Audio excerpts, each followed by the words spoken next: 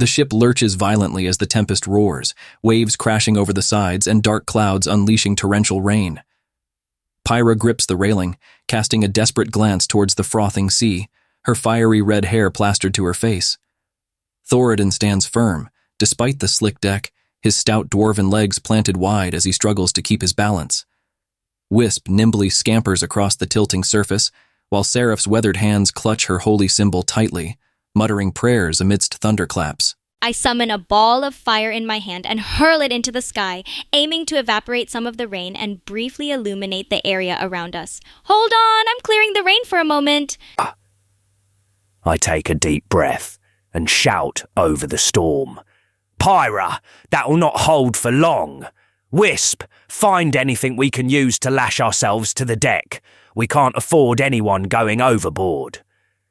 I then plant my shield firmly against the railing and brace myself, ready to grab anyone who slips. I dart towards the nearest barrel or coil of rope, grab it, and start tying it around myself, then throw an end towards Pyra and shout, "Catch this unless you fancy a swim." I raise my holy symbol high, calling out in a voice that pierces the roaring tempest, "Kelemvor, grant us sanctuary from this watery grave."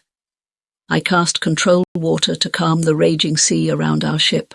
The tempest relents slightly as Pyra's fireball illuminates the drenched deck, sizzling rain evaporating in a brief, steamy halo. However, the storm's fury is relentless. A monstrous wave hammers into the ship, sending Wisp tumbling across the deck despite the rope coiled around him. Thoradin's wide stance saves him from a similar fate, though the impact nearly buckles his knees. Seraph's prayer is answered partially as Kelemvor's calm douses the immediate area around the ship. But the horizon still churns with foreboding storms, shadowed by a dark silhouette rising from the depths. I grab the end of the rope Wisp threw to me, tie it hastily around my waist, and then point my hand towards the dark silhouette rising from the depths. I summon a concentrated beam of blazing fire, aiming to illuminate and possibly deter whatever is approaching. Let's see what we're up against. I tighten my grip on my shield and let out a deep, determined growl. Hold fast, everyone! I surge forward towards Wisp, grabbing his arm to pull him back to his feet and anchor him against the next wave. I cackle, unable to resist making a joke even as Thoradin pulls me up. Remind me to take swimming lessons after this. Then I scan the deck quickly, searching for anything else useful. Another rope, a harpoon, or even a life buoy that might help us in the coming moments. With Pyra's fire providing some illumination, I narrow my eyes at the monstrous silhouette emerging from the depths. I draw a deep breath and call upon Kelemvor once more, casting command towards the creature, my voice resonating with authority and echoing against the storm. Begone. A massive serpentine head erupts from the crashing waves, its scales glistening in the sporadic firelight provided by Pyra's magic. Pyra's beam of fire sears a streak across the creature's face, causing it to roar in fury, but it remains undeterred. Thoradin barely manages to keep Wisp from toppling again, though the ship groans under the tremendous weight of the rising monster. Seraph's commanding voice pierces through the tempest, but the creature seems too vast and primeval to heed mortal commands, its eyes glowing with an ancient malevolence as it looms over the ship. I plant my feet firmly against the deck, anchoring myself with the rope Wisp provided. I then conjure a swirling vortex of flames in my hands and hurl it at the creature's head, hoping the intense heat will drive it back or at least distract it. Feel the burn, beast? I square my shoulders, shifting my shield into a more defensive position and shout, Seraph! Keep praying! If it's gonna take a beating, it'll go through me first. I then charge towards the nearest mast and brace myself against it, using my shield to cover as much of the party as possible from the creature's next attack. I nimbly dart towards the nearest crate that looks secured against the deck and quickly rummage through it, searching for anything, be it a grappling hook, a crossbow, or even flares that could aid us in repelling the sea monster.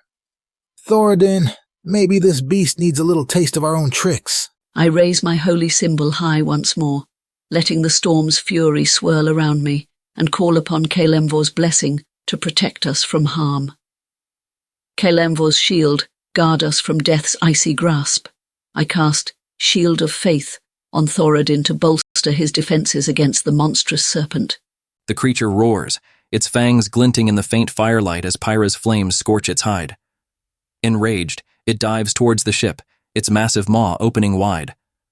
Thoradin braces himself, shield ready, but the impact is like a mountain crashing into the vessel, sending splintered wood and spray flying. Wisp's quick hands find a harpoon in the crate, and Seraph's shield of faith shimmers around Thoradin, who manages to stand firm against the overwhelming assault. I kneel down, pressing my hand firmly against the soaked deck, and channel fiery energy into the wooden planks, creating a molten barrier of magma between us and the creature's gaping maw. Let's turn up the heat! I dig my heels into the deck, shield held high, and bellow, "All right, you overgrown snake, I'm right here!" I then slam my shield against the railing, trying to create as much noise and commotion as possible to draw the monstrous serpent's attention to me, and away from the rest of the crew. I heave the harpoon onto my shoulder, steady my footing as best as I can, and take careful aim at the creature's eye, shouting, "Hey, ugly, catch this!" before launching the harpoon with all my might. As the looming serpent crashes into the ship, I clutch my holy symbol tighter, eyes burning with fervor and a touch of madness. Kelemvor, grant us dominion over this lifeless beast. I cast Turn Undead in hopes of repelling any ancient, death-bound essence within the creature. The molten barrier erupts at Pyra's command, a fiery moat forming between the ship and the sea serpent. The monstrous creature rears back, hissing in pain and fury as the magma sears its scales. Thoradin's taunts draw its hateful gaze, making him the target of its next strike. The harpoon Wisp throws finds its mark, piercing the creature's eye with a sickening squelch, causing it to thrash violently, dislodging chunks of wood from the already battered ship. I rise to my feet, the heat from the molten barrier radiating up through the planks, and extend both palms outwards. I summon a wave of fiery beams, directing them towards the serpent's wounded eye to amplify the damage Wisp's harpoon caused. Stay focused! It's almost down! Suction.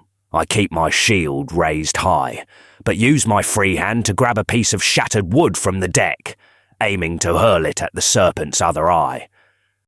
Let's blind this beast for good. I dart towards Thoradin's side and grab another harpoon from the same crate, preparing to use it as a second strike while shouting, "That eye looks lonely. Time to give it a matching pair." I clasp my holy symbol and chant softly, my voice imbued with a chilling echo that reverberates through the storm. Kelemvor, encase our warrior in thy spectral armor. I cast Spirit Guardians to surround Thoradin with ghostly apparitions that lash out at the serpent, providing both protection and retaliation. The storm redoubles its fury as Pyra's fiery beams scorch through the serpent's wounded eye, the creature letting out an ear-splitting scream that shakes the very air. Thoradin's thrown piece of wood slashes across the serpent's other eye, blinding it with a second strike. Wisp's harpoon embeds itself deep, causing the beast to convulse violently once more. Just as the creature's massive body begins to coil back into the waves, Seraph's spirit guardians descend upon it, ghostly hands tearing and rending flesh until, with one final titanic shudder, the serpent crashes into the depths, its threat extinguished. The storm, as if recognizing the beast's defeat, begins to subside, leaving the ship battered but afloat, shrouded in the steam of evaporating rain. I raise my hands, palms facing up, and slowly lower them, extinguishing the remaining flames and letting the ship cool down. Then I turn to my companions with a smirk. Looks like we made it through, scars and all. I drop the piece of wood, wipe some seawater from my beard, and scan the horizon, eyes still narrowed with suspicion. Aye, but keep your guard up. The sea's a fickle mistress. I let out a triumphant laugh, giving Thoradin a playful nudge. Quite the dance partner, eh? Let's find something to patch up this old tub before the next round. Then, I start scanning the deck for supplies or any immediate repairs that can be made to keep us afloat. I lift my head slowly, still clutching my holy symbol, and let out a breath as the storm begins to subside. Remember, the sea is as capricious as fate. It gives life and extinguishes it in equal measure. While speaking, I cast Mending on the damaged sections of the ship, starting with the most critical fractures to secure our vessel as best as possible. As the steam dissipates, revealing the battered ship, the crew's breathing gradually steadies. The horizon remains ominously dark, but the immediate threat is quelled. Wood creaks under the strain of the ordeal, echoing the tension of the aftermath. Suddenly, Thoradin spots a flicker of movement from the sea, revealing a smaller vessel swiftly approaching, its silhouette illuminated by eerie blue lanterns, the flag bearing a symbol of a skull entwined with seaweed. I squint at the approaching vessel, recognizing the pirate flag and the potential threat it carries. Swiftly, I reach into my pouch and pull out a small vial of alchemical oil, which I then pour onto the ship's railing.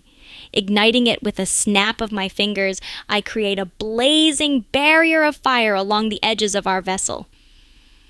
Let's see if they have the guts to cross this! I narrow my eyes at the approaching pirate vessel, gripping my shield tighter. Pyra's got the right idea. Be ready for a fight, lads and lasses! I move towards the front of the ship, positioning myself between the incoming threat and my companions, ready to act as the first line of defense. I quickly grab a grappling hook and rope from the deck, tying a tight knot while eyeing the approaching pirate vessel. Let's see how they handle a little surprise boarding. Swinging the hook, I aim to latch it onto the enemy ship to prepare for either an escape or an unexpected boarding maneuver. I observe the ominous pirate vessel approaching, the eerie blue lanterns casting unsettling shadows. With a calm, resolute voice, I raise my holy symbol towards the enemy ship. Kelemvor, let the light of judgment blind their wicked eyes. I cast light on Thoradin's shield, making it shine brilliantly to disorient any attackers looking our way. As Pyra's fiery barrier crackles along the ship's railing, the eerie blue lanterns of the approaching pirate vessel flicker ominously. The tension mounts as the smaller ship glides effortlessly through the water, unfazed by the flames. Thoradin's shield glows with Seraph's divine light, casting blinding rays across the darkened sea, yet the pirates seem undeterred, their figures silhouetted against the eerie luminescence. Wisp's grappling hook flies true, latching onto the enemy ship's mast just as grappling hooks from the pirate ship shoot towards your vessel, digging into your deck with menacing precision. I grin as the pirates' hooks find purchase on our deck, taking a deep breath to channel my fiery energy. I then unleash a series of firebolts directly at the ropes connecting the pirate ship to ours, aiming to incinerate them before the pirates can pull themselves aboard.